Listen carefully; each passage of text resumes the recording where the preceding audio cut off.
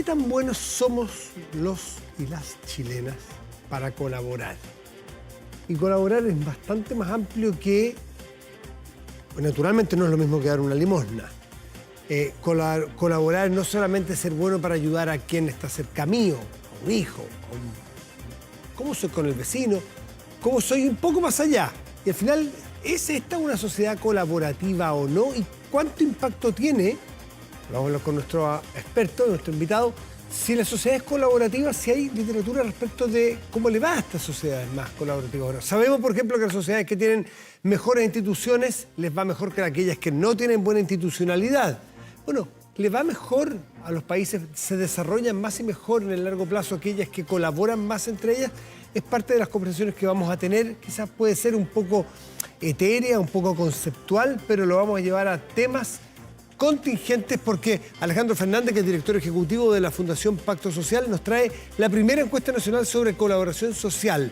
¿Cómo estás, Alejandro? Buenas noches, gusto tenerte aquí. Todo bien, Matías. Muchas gracias por la invitación. Bueno, y qué tiempo, lo hemos tenido por muchos otros temas, Alejandro, pero viene con este de la colaboración. Y la pregunta obvia es, ¿cuán buenos somos o no para colaborar los chilenos? ¿Cuánto decimos que somos el país solidario? Y todo ese tipo de cosas. Y hay mucho de mitología, qué es colaborar, en fin. Sí, interesante y es difícil de responder porque depende mucho de los contextos. Por ejemplo, el caso típico que uno dice somos buenos para colaborar como con los terremotos, ¿cierto? Problemas como ese tipo. Y es cierto, de hecho, el estudio lo muestra también que cuando pasan situaciones como esa, la mayoría de la gente tiende a colaborar. Pero es como un colaborador muy específico, ¿cierto? Como acotado a una crisis, a un problema específico. Y respecto en general de la colaboración, yo diría que depende de los ámbitos de acción. Nosotros lo que hicimos en el estudio fue evaluar principalmente el ámbito de la familia, el trabajo y el barrio. Son los tres ejes que estuvimos estudiando. Naturalmente la familia es el espacio donde hay más colaboración. Por supuesto. ¿No? Ahora entendiendo la familia... Pero porque ahí hay un incentivo muy evidente. Si yo ayudo a un hijo mío, de alguna manera, me parece natural, pero además yo tengo la retribución inmediata porque tengo bien a mi hijo. Si yo no ayudo a mi hijo, no solamente soy un tipo desnaturalizado, sino que veo a mi hijo un problema y tengo yo un problema. Entonces, el incentivo es reclaro ayudar ahí. Pero si a mi vecino no lo ayudo, a lo mejor no veo el problema. Es cierto, pero sabes que muchas veces el gatillante de la colaboración no es simplemente como la buena voluntad. O sea, en general la colaboración, tanto en la familia como en otros ámbitos, tiene que ver también como con una necesidad. O sea, por ejemplo, en el tema de los barrios, gran parte de lo que hemos visto que la gente lo moviliza a colaborar es el tema de la seguridad pública. Pero porque ve un beneficio para sí. Por eso digo, o sea, que al final en general es un beneficio para sí, ese es mi punto. Como que uno tiende a pensar que detrás de la colaboración siempre hay como solo gratitud. Solo altruismo. Y la verdad que no, pues justamente los gatillantes en general de la colaboración, sea dentro de un trabajo, en la familia o en el barrio, muchas veces tiene que ver con una lógica así como... Hoy día le toca a él, el día de mañana me toca a mí, y este problema yo solo no lo puedo abordar, necesito de otros. Pero a eso me refería yo con lo de mi hijo. Es muy evidente que si yo colaboro con mi hijo, yo me beneficio. Es evidente, porque si está mi hijo bien, es evidente que mi familia está bien y yo estoy bien. Lo que no es tan evidente o fácil de ver es que si yo colaboro en mi entorno, no inmediato, pero un poco más allá, el barrio, yo también me beneficio. Entonces, ahí hay una cultura de colaborar, no solo por ser buenas personas, sino porque voy a vivir mejor si mi barrio está más limpio, voy a vivir mejor si yo cuido el jardín común o la plaza común, yo la voy a aprovechar también. ¿Cómo se educa eso? Exactamente. O sea, uno esperaría que ojalá la colaboración no sea pura transacción, ¿cierto? No. Pura lógica y efectivamente hay algo de gratitud, como de También, simplemente ayudar al otro como desinteresadamente, ¿cierto? De hecho, nosotros distinguimos en el estudio entre el colaborador incondicional, que uno podría decir que esa persona como buena, así que siempre va a ayudar. Incluso aunque sea la única persona dispuesta, digamos, a colaborar, lo va a hacer igual. O sea, por ejemplo, la plaza está sucia, esa persona estaría dispuesta a agarrar la escoba y la pala y salir a limpiar, aunque nadie más lo haga. Incluso los otros vecinos ensucian. Ese es el grupo que llamamos el incondicional, o sea, como el colaborador innato. Después, el gran grueso de las personas son colaboradores condicionales, o sea, son personas que finalmente responden a distintos incentivos. Por ejemplo, pensar cuánto te suma o no hacerlo, pero sobre todo lo hace como en términos como de imitación. O sea, si otros lo están haciendo, no se quiere, digamos, excluir. Por ejemplo, en la misma plaza, si en vez de ya no hay una pura persona, hay 5 personas limpiando, bueno, ese otro vecino va a mirar esto y decir, bueno, me sumo y también voy a colaborar. Y está el grupo de los freeriders, ¿cierto? Los polizones, como se llaman, que finalmente son aquellas personas que no van a colaborar nunca. Que les da lo mismo si el resto ayuda, si todos limpian la plaza, si todos la pintan, el gallo se va a quedar viendo tele en su casa y la va a aprovechar. Y pudiéramos hacer una radiografía muy general, con riesgo a que no sea tan fina, en saber cómo nos dividimos los chilenos en esos 3 grupos, cuántos somos o cuántos pertenecemos a cuáles de esos grupos. Claro, nosotros lo analizamos por cada tipo de grupo, ¿cierto? Hay algunos que es como el colaborar en todos los ámbitos, ¿cierto? Ya en familia, barrio, trabajo, etcétera. Pero en general lo que vemos es que en familia, claramente lo que decíamos, la colaboración es más alta. No solamente eso se ha entendido, Matías, como obviamente relación padres-hijos. Piensa también en una relación familiar más amplia donde está el tío abuelo, por ejemplo, tiene una enfermedad grave. Ir a visitarlo, llevarle los medicamentos. ¿Cuántos están dispuestos a apañar entre los sobrinos, los primos? O sea, igual es un ámbito donde también podrías restarte un poco. O sea, no necesariamente es como... Siempre hay un sobrino que se hace el gil. O un hijo, perdón. Hay un hijo que se hace el ocupado y que no va. Exactamente. Entonces, ese es el plano familiar donde evidentemente es donde hay más nivel de colaboración. Después viene el trabajo, que eso es bien interesante. A nivel de trabajo hay una disposición bastante alta a colaborar con el compañero de trabajo. A contraste con eso, hay poca gente no dispuesta a colaborar. O sea, freerider en el mundo del trabajo y la familia. Y el caso claramente que se ve muy debilitado, y esto parece a esta altura bastante evidente, uno lo conversa el tema del barrio. O sea, ahí es muy bajo el porcentaje de personas dispuestas a colaborar y al revés, es muy alta la cantidad de gente que no colaboraría nunca. Ya, es interesante. Vamos al ámbito del barrio, donde pudieron determinar o se puede determinar donde se da mejor, porque me imagino que habrá barrios que se comportan de una manera y otros barrios o ciudades que se comportan... en aquellas comunidades donde algo sucede que los ciudadanos o los vecinos se sienten más motivados a colaborar que en otros, ¿qué hace que allí haya más colaboración que acá? ¿Es un liderazgo de un alcalde o alcaldesa? ¿Es líderes comunales? Porque no creo que sea al azar solamente. Sí, interesante lo que planteas tú. Bueno, primero, justamente de todo este estudio, nosotros lo que más queríamos poner el foco es en el barrio. Y de hecho, por eso el interés de nosotros como Fundación Pacto Social, que hacemos trabajo justamente con las comunidades, lo mismo la Cámara Chilena de Construcción, como que parte del rol principal que tienen ellos es un trabajo súper local, y por eso quisimos hacer esta alianza. Yo diría que, a ver, como te decía, primero hay que ver cuáles son los gatillantes en cada comunidad que los movilizan a hacer eso. Hoy día la causa de falta de colaboración y de confianza en las personas de los barrios es la inseguridad, ¿cierto? El narcotráfico, crimen organizado, etcétera. Pero a la vez la misma causa para disminuir la colaboración también es el elemento que hemos encontrado como gatillante. O sea, en aquellos lugares donde hay alta inseguridad, pero hay vecinos que están, digamos, que lideran y generan cierta coordinación, por ejemplo, con carabineros, grupos de WhatsApp, arman comités de seguridad, vemos que ahí está el principal espacio u oportunidad para potenciar ese trabajo, esa colaboración del barrio. Por ejemplo, hoy día las juntas de vecinos están súper, digamos, como venía menos. La junta de vecinos antiguamente era un lugar donde celebraban, no sé, la Pascua, el Día del Niño, y como que había todo un espacio de comunidad. Hoy día esa cuestión se ha debilitado mucho. Hoy día, como digo, yo creo que el principal elemento que podríamos detectar como que activa a las comunidades tiene que ver principalmente con la seguridad, y efectivamente los líderes barriales son muy relevantes, y de hecho nosotros por eso en la Fundación estamos trabajando con ellos, estamos viendo cómo esos líderes barriales incondicionales que están siempre dispuestos a colaborar pueden tener un cierto efecto como multiplicador, cómo son capaces ellos a través del ejemplo de motivar a otros liderazgos locales a que puedan también activarse. Y lo del alcalde también es relevante, Matías, porque de hecho uno habla mucho del análisis respecto a los políticos, uno dice, no son colaboradores, cuando uno habla del gran político, el parlamentario, no sé, el gobierno, etc. Pero a diferencia, en el caso municipal es muy distinto. Si uno mira, en general los alcaldes de distintos sectores políticos tienen una disposición mucho más colaborativa.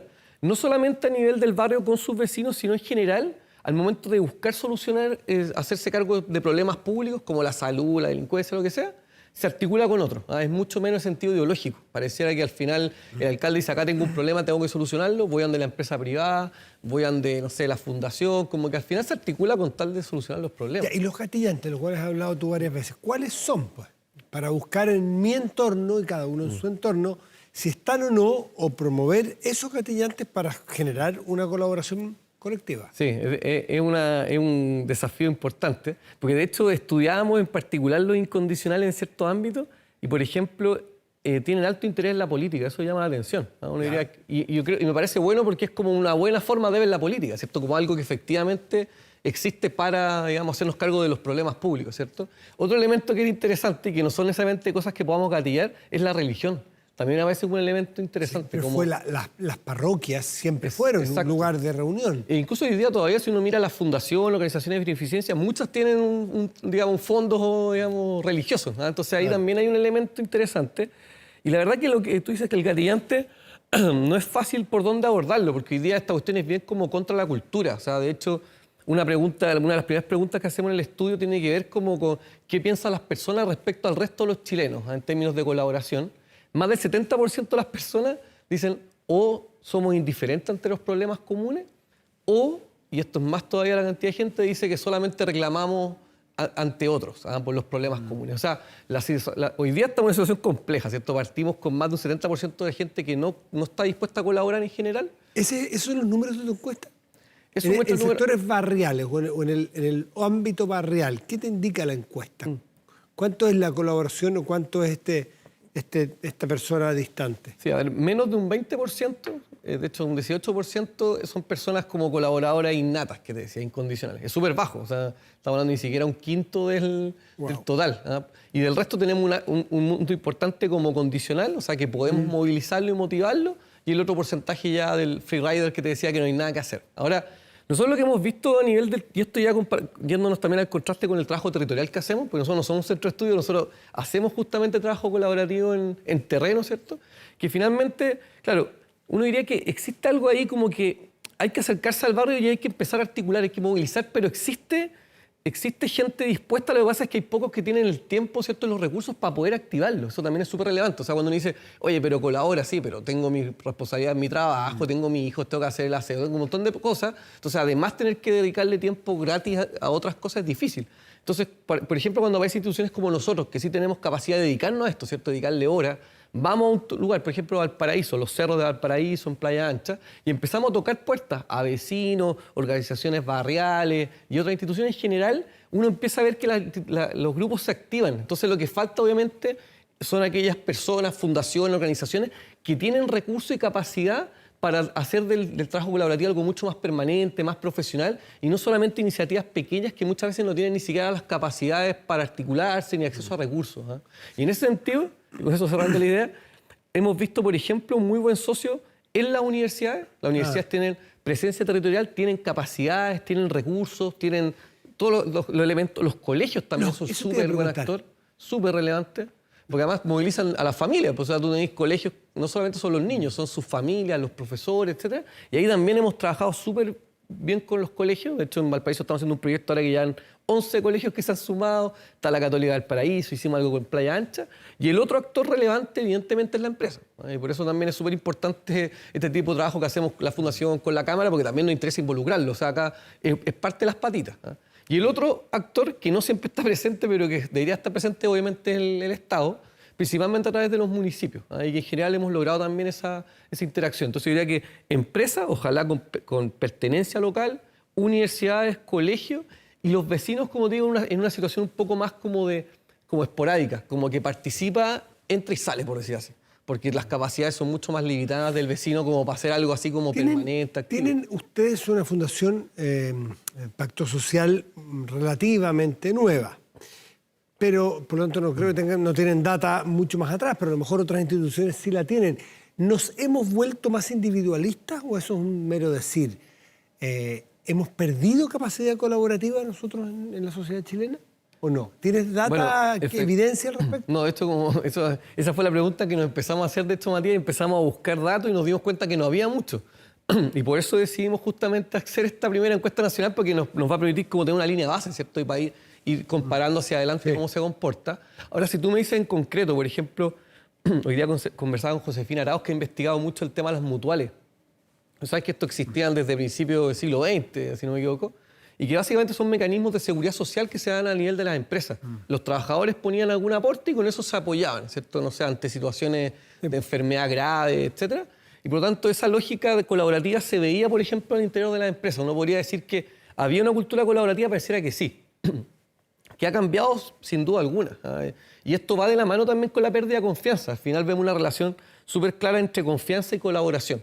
Por ejemplo, cuando preguntamos cuáles son las instituciones más dispuestas a colaborar, uno ve inmediatamente, aparece Carabineros como la institución más dispuesta a colaborar, tiene además alta confianza hoy día, y las peores para colaborar son los políticos, los partidos políticos, el Congreso. Entonces, hay una alta relación entre ambas cosas. Por lo tanto, hoy día que estamos en una crisis de confianza, ¿cierto?, respecto a las instituciones, entre las personas, evidentemente eso también repercute en la colaboración. Porque además, cuando no confiamos en otros, difícilmente nos vamos a vincular con otros, ¿cierto? Si yo no confío en mis vecinos o en los compañeros de trabajo de la universidad, es muy difícil que estemos dispuestos a articularnos y hacernos cargo juntos de un problema común. Hay un tema que no está tocado aquí y que es súper delicado. Todo el rato me estaba pensando si tocarlo o no, que es la colaboración no muy altruista.